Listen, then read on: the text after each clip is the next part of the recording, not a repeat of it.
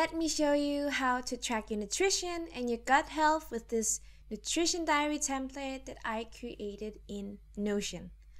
This template is super ideal for you if you are trying to go on the FODMAP diet, trying to identify what kinds of food are upsetting your stomach.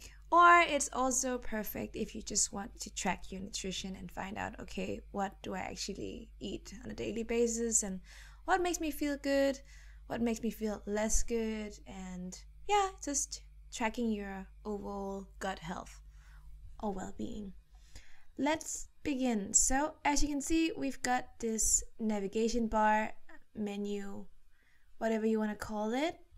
I like to call it a menu, but I don't know if that's wrong.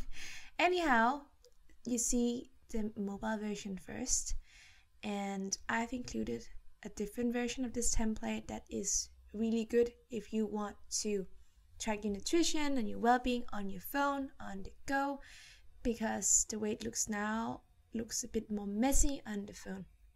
Alright, then we have entries that will lead you to this database, monthly overview, food list, allergies and intolerances. I will talk more about those sections later. And then we have the guide, so it looks like this. Now it's loading, yeah. And my advice would be to read through the guide in detail before you start using the template. Alright. It also has a little navigation bar so you can easily go back and forth. So let's continue with the first section. This is the first section, the entries section. Here we store all of our nutrition entries. You can see here all my entries and all the dates, and then you can track how your stomach's feeling, your energy level, bloatedness, and you can guess what this is. And it's a system from 1 to 5, and then you get this nice progress bar that shows you your daily health. So should we get started? Let's create an entry. I'll show you how it all looks like. Click on plus new, and then you open this page. That's very important. Then you type in the date. Let's say we are on the 1st of June. Then the most important thing is then to put in the month here so that we can track how your well-being is changing from month to month. I'll go more into detail with that later. Then you can either already put in your scores or create an entry first. Let's do that. Create an entry. I made all these pre-made templates, these pre-made in-page templates, whatever you want to call them. So it's click on it and it's just ready, well, in a few seconds, because for some reason Notion has been quite slow. I don't know if it's just my computer, but sometimes it's really slow. Okay, it finished loading. Again, we have this navigation bar in case you want to go wherever you want to go.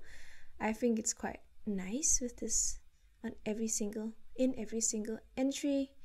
Alright, so introducing you to the daily food list. I've included a lot of different foods. This took such a long time, and I've categorized everything in different categories, and oh yeah, and I also divided them into foods that contain low levels of FODMAPs and high level of FODMAPs. Don't ask me to explain what FODMAPs are, just look it up. I'm not the right person to ask, but just to explain a little bit, if you're going on the FODMAP diet, typically you have to stay here and only eat these kind of foods, and then figure out what kind of foods from this list you are intolerant to or allergic to, because most likely foods that are high in FODMAPs can upset your stomach. Alright, that was just a quick explanation, but look it up. I am not a dietist or nutritionist, otherwise I would not have been dealing with these stomach issues I've been dealing with. Alright, so think about, okay, what did you eat today? And check everything. Everything you check will end up on your food I ate today list. So today I had a salad with zucchini, green beans, tomatoes. I had some eggs. I'm very healthy these days. And to kind of be a bit naughty. I had walnuts with maple syrup on top. Okay, let's say that's all I ate today. I definitely ate more, but let's just say this is it. Here you can add some notes. For example, I didn't include anything that could kind of tell you how many eggs or how many walnuts. So for example, let's say that you ate 100 walnuts. That might upset your stomach. So maybe you'll remember, okay, oh, that's why I felt bad. Anyhow, that's basically it. So then you can either rate your stomach health, bloatedness, blah, blah, blah, here or outside of the template. And I want to do that outside. So I go back to home and I scroll down and I see this is the entry I just created. Let me rate how I've been feeling. Let's say that I ate those 100 walnuts, so I'm not energy-wise fine, and I felt weirdly bloated, and this was of course very bad because I had a lot. Moving on to the next databases, here you see your all-time average well-being. It's the average of all of these numbers. Actually, these numbers over here, and a little text that explains how you are feeling overall. Your stomach felt okay after your meals, you were alright energy-wise, you were extremely bloated. And down here, we've got kind of the same type of overview, but just a little bit more for the people who are visual. So it's nice to see, okay, I only got 2 hearts in stomach health, and I was very bloated, blah, blah, blah. I think it's quite nice to have 2 different kind of views.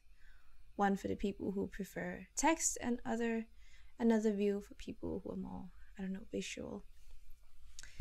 So moving on to the next thing, we've got a food list, and this food list is the same, but it is different because it's used to track all of our allergies and intolerances. And how do we find them? Well, some of them you probably are aware of, but maybe you realize something by, looking at, okay, what did I eat this day and this day and this day and the day before? Why was my daily health so low? And then maybe you figure out, hey, actually, I am intolerant to lactose, blah, blah, blah, blah, blah. I figured out that I react very badly to foods that contain a lot of garlic and onions, so I put it here. And if I want to cut it out from my diet completely, I can just go into entries and edit the entry here. Okay, let's just open it as page because it looks horrible like this. Yeah, so I can see, okay, this is a sync block, so it will show me, okay, I'm allergic to garlic and onion, I don't want to ever eat that again. Then I would be able to see everything I'm allergic to and delete it from the food list. So every time I create an entry, it will automatically not be included there. And of course, you can also customize everything as you want. Because I just added a lot of different types of foods.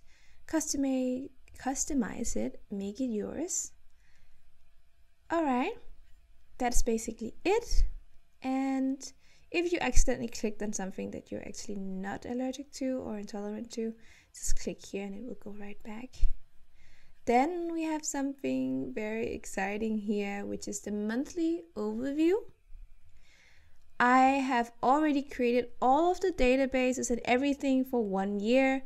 When you want to create 1 more month or 1 year, you just have to duplicate everything again and archive this database. Feel free to reach out to me if you need help with that.